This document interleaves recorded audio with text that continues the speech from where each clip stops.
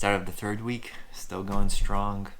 I've done 8 workouts in total, 2 weeks, 4 each week, and all that kind of good stuff. So, but yeah, what I was gonna talk about a little bit about today is actually my goals and how I set them. And if you're not familiar with it, there's this concept in terms of how to set goals. It's called setting SMART goals. SMART. It's an acronym. Acronym? I think that's the right term. I don't know. It's an acronym. So S for specific. So you've got to set specific goals, meaning you just can't.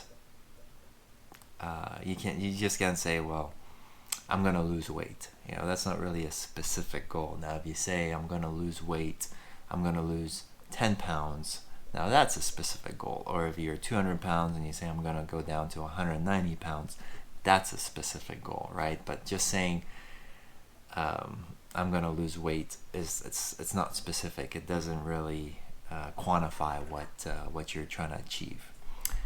So that's what the S stands for. Then you've got the M, which is measurable. You've got to put together a goal and be able to measure it. How are you going to achieve success? What are you going to do to quantify that success, right? So a good example with measurable is like I'm trying to lose weight at the same time, right? Get to my goal, my race weight. And by doing that, well, I've set a goal of every week I'm going to measure my weight twice a week, and it's going to be at the same time, around the same time each day.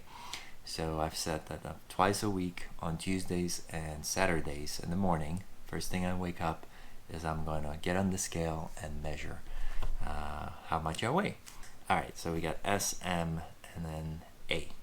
So A stands for or represents attainable. So you can't just throw a goal out there that's non-attainable. I mean, there's one thing for setting dreams. Some people would argue that, well, qualifying for Kona for me is unattainable. Well, I beg to differ. But, so you gotta set goals that you believe you can accomplish, right? So, don't just throw something out there that's just unrealistic, right? So, I believe that I can get to Kona. So that's an attainable goal to me. So that's attainable. R is relevant.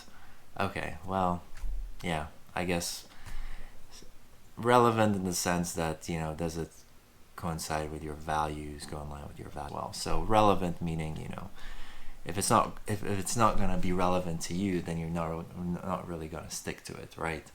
I've always wanted to make it to Kona. I've always dreamed about making it to Kona, even before my triathlon days or before I got into triathlon. So it's just something that I feel like is in my core.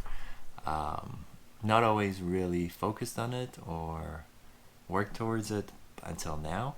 And so anyway, so it's relevant to me from that perspective. It's also relevant to me in the sense that it's gonna make me a better person, in the sense of from a health perspective, from a mental perspective, all that kind of good stuff.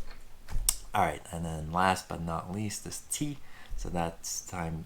The T stands for time-based. So you've got to set a goal, but also set a time for it. So you can't just say I'm gonna lose weight indefinitely, right? You have to be able to measure it, but at the same time, you want to set a specific time of when you expect to hit that goal, so that you can move on to your next goal, move on to the next thing. So, in